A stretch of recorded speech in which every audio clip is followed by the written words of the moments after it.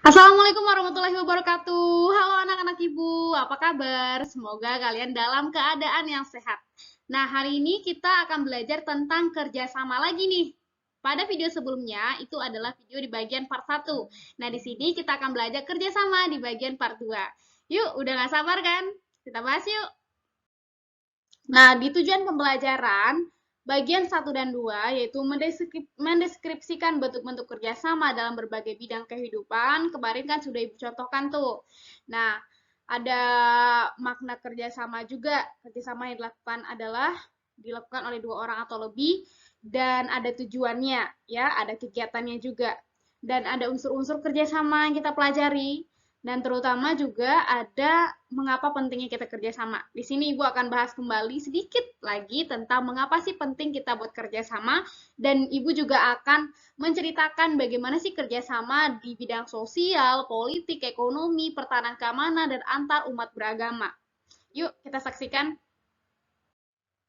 Oke, baiklah, kita akan coba mengulik sedikit nih tentang mengapa sih penting kita buat bekerja sama gitu kan. Kenapa pentingnya buat kerjasama? Ada beberapa poin yang kita ambil. Yang pertama, menghargai pendapat orang lain. Nah, tentunya dalam bekerja sama, kita pasti memiliki berbagai perbedaan pandangan, pendapat ya. Dengan kita melakukan kerjasama, kita bisa melakukan yang namanya penghargaan terhadap pendapat orang lain. Nah, pastinya kita harus bisa ya menerima perbedaan-perbedaan pendapat tersebut supaya tujuan kita tadi tercapai. Nah, itu yang dinamakan dengan yang namanya kerjasama. Terus, di dalam kerjasama penting adanya yang namanya tanggung jawab. Nah, kebayang nggak sih kalau misalnya kalian nih piket, terus kalian tidak bertanggung jawab terhadap tugas piket itu? Nah, berarti tidak ada kerjasama kan? Nah, makanya di dalam kerjasama penting adanya yang namanya tanggung jawab. Setiap kita harus punya yang namanya rasa tanggung jawab dan rasa untuk bisa menyelesaikan apa yang sudah menjadi tanggung jawab kita. Terus yang ketiga, ada kebersamaan. Nah, otomatis ya, di dalam kerjasama ada yang namanya kebersamaan.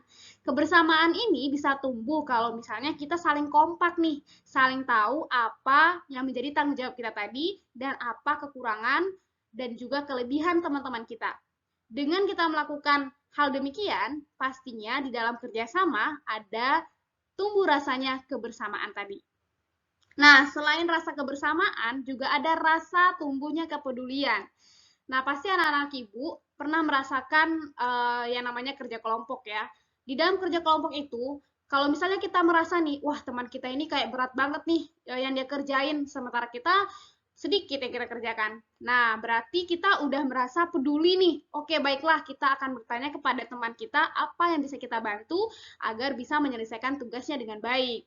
Nah, itu juga termasuk dalam kerjasama kelompok. Nah, kalau misalkan kerjasama-kerjasama itu kita lakukan dengan baik, artinya kita sudah melakukan yang namanya penting buat kerjasama. Ya, kita sudah melakukan hal-hal yang dalam kerjasama itu wajib kita ikuti gitu ya. Kayak tadi ada penghargaan terhadap pendapat orang lain, ada tanggung jawab, ada kebersamaan, dan juga tumbuh kepedulian terhadap orang lain, dan juga kepedulian kalau misalkan kerjasamanya di lingkungan keluarga. Nah, di lingkungan keluarga kan kemarin minggu lalu sudah Ibu katakan bahwa banyak sekali kerjasama yang bisa kita lakukan di lingkungan keluarga, di lingkungan sekolah ya, dan di dalam kerjasama itu pasti ada yang namanya 4 poin ini. Dan kalian harus ingat terus ya, dan harus diterapkan dalam kehidupan kalian masing-masing. Nah, kita lanjut nih, kerjasama dalam berbagai bidang. Di sini Ibu sudah mengkategorikan ya, di sini ada sosial, politik, pertahanan keamanan, ekonomi, dan umat beragama. Kalau di bidang sosial, kita bisa melakukan kerjasama seperti membantu teman yang terkena musibah. Lah, pada zaman pandemi ini, gimana sih caranya kita kalau bisa buat bantu teman kita tadi, gitu kan? Sebenarnya bisa sekali. Kita bisa dengan menggunakan media-media sosial yang kita punya ya, kita bisa menggalang dana, kita pun bisa juga membantu orang-orang atau teman kita yang berbeda daerah dengan kita dengan mengikuti atau kita menyumbang gitu ya beberapa pun yang kita punya untuk bisa membantu teman kita yang terkena musibah. Nah, itu adalah bentuk kerjasama di bidang sosial. Terus, kerjasama di bidang politik. Kerjasama di bidang politik artinya kerjasama dalam bidang bermusyawarah dan juga untuk mengemukakan pendapat. Nah, banyak sekali kita lihat ya, kalau misalkan kerjasama dalam bidang politik ini tidak hanya di dalam rapat-rapat oleh pejabat kita, tapi juga rapat-rapat di lingkungan keluarga kita itu udah termasuk kerjasama bidang politik sebenarnya, gitu kan? Bagaimana kita bermusyawarah, bagaimana kita menentukan apa sih tujuan kita, apa sih keputusan atau hasil-hasil dari musyawarah ini gitu. Itu artinya kita sudah melakukan yang namanya kerjasama di bidang politik. Nah, selanjutnya kerjasama di bidang pertahanan keamanan. Salah satu contohnya Ibu ambil di sini adalah upaya bela negara. Nah, sebagai bangsa Indonesia dan sebagai anak yang ingin berprestasi gitu ya, berarti kita sudah masuk ke dalam yang namanya upaya bela negara. Kerjasamanya seperti apa? Oke, kerjasamanya kita melindungi negara kita supaya tidak supaya tidak diganggu oleh negara lain, ya itu mungkin bisa dibantu dengan adanya tentara-tentara kita ya di perbatasan-perbatasan atau di lingkungan tempat tinggal kita ada yang menjaga keamanan. Nah itu sebenarnya bentuk kerjasama dalam upaya bela negara. Terus kerjasama di bidang ekonomi. Ya, di sini kerjasama di bidang ekonomi seperti membayar pajak. Kenapa sih penting buat kerjasama di bidang ekonomi ini, di bidang membayar pajak? Penting sekali ya, kalau misalkan ada nih di antara kita, atau mungkin di keluarga ya, biasanya nih ibu atau ayah ya yang membayar pajak gitu kan. Nah, kalau misalkan tidak membayar pajak, itu bisa mengganggu yang namanya stabilitas juga. Kenapa? Karena hasil dari uang pajak masyarakat yang diambil itu akan kembalikan lagi kepada masyarakat. Nah, maksudnya gimana? Maksudnya, dengan masyarakat yang bekerja sama untuk membayar pajak, artinya bisa terbangun yang namanya jembatan, bisa membangun jalan, bisa membangun rumah sakit, banyak sekali fasilitas-fasilitas umum yang bisa dibangun dengan hasil uang pajak tadi. Nah, makanya perlu adanya kerjasama di bidang pajak, ya, atau di bidang membayar pajak, gitu ya. Terus kita lanjut lagi nih, umat beragama.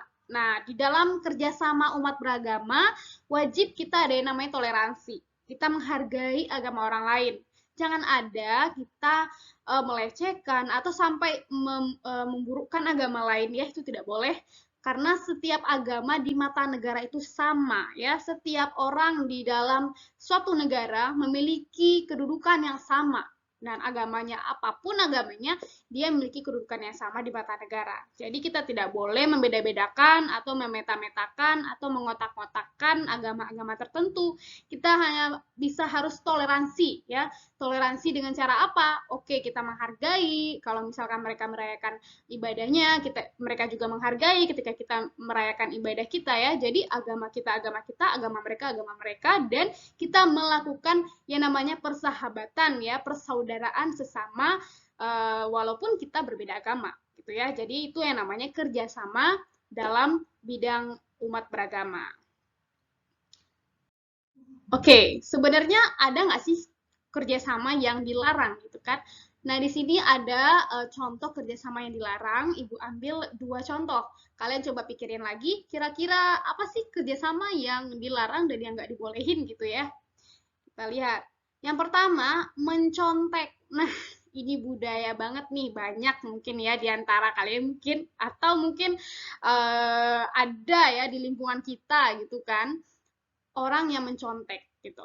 Nah, mencontek ini sebenarnya kerjasama nggak sih gitu kan? Nah, biasanya orang yang melakukan mencontek itu biasanya rame kan? Nah, ini dia mencontek, itu tidak boleh. Kerjasama dalam bidang mencontek itu tidak boleh, apalagi kerjasama melihat hasil karya orang lain gitu. Kita harus pede, kita harus percaya dengan apa yang kita buat, karena kepercayaan diri itu tumbuhnya dalam diri kita sendiri. Kita tidak boleh melihat mencontek apa yang punya orang gitu kan, karena setiap orang memiliki perbedaan dan juga ciri khasnya masing-masing gitu. Nah, jadi jangan sampai kita melakukan kerjasama di bidang ini, itu tidak boleh ya, mencontek. Terus mungkin di mencontek ini lebih spesifik ke kerjasama di lingkungan sekolah ya, atau kerjasama yang dilarang, atau juga bisa kerjasama yang dilarang di bidang di sekolah Bisa kayak misalkan yang dilarang ya, misalkan ngomongin temen gitu kan, atau ngejekin temen sama lah ya, itu tidak boleh. Itu kan artinya kita tidak bisa mengetahui ini kerjasama yang seperti apa ya. Jadi kalau kerjasama yang kalau dalam hal yang buruk atau negatif itu harus kita hindari. Oke, kenapa? Kenapa harus kita hindari sih kerjasama yang dilarang ini? Karena itu bisa menyebabkan efek negatif ke kita. Oh enggak kok Bu, saya senang kok kayak gini.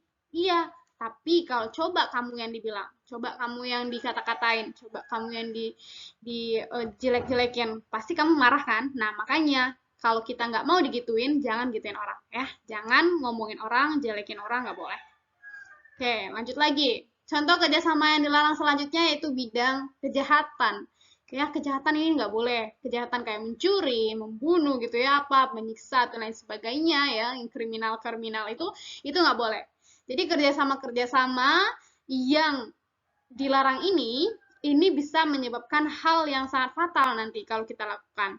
Itu bisa berefek jangka panjang. Kenapa jangka panjang? Pasti orang-orang akan nanti memberikan label kepada kita, oh si dia ini mencuri atau apa ya. Jadi kita jangan sampai seperti itu. Kalau bisa kita tahu, oh ini tidak boleh nih, kerjasama ini dilarang. Akhirnya kita bisa mengetahui dan kita menghindari kerjasama-kerjasama yang dilarang ini, gitu ya. Ibu berharap sekalian anak ibu bisa mengetahui bahwa kerjasama-kerjasama yang dilarang ini adalah kerjasama yang tidak boleh dilakukan. Nah, baiklah, kita masuk ke poin terakhir nih. Nah, ini dia, kerjasama itu tidak untuk melakukan kejahatan atau pelanggaran hukum dan tidak bertentangan dengan norma. Kerjasama yang baik akan menghasilkan hasil yang baik. Seseorang di dunia ini tidak bisa hidup sendiri, karena pada hakikatnya manusia itu saling membutuhkan. Kerjasama yang baik adalah kerjasama yang mengutamakan komunikasi yang baik antar tim.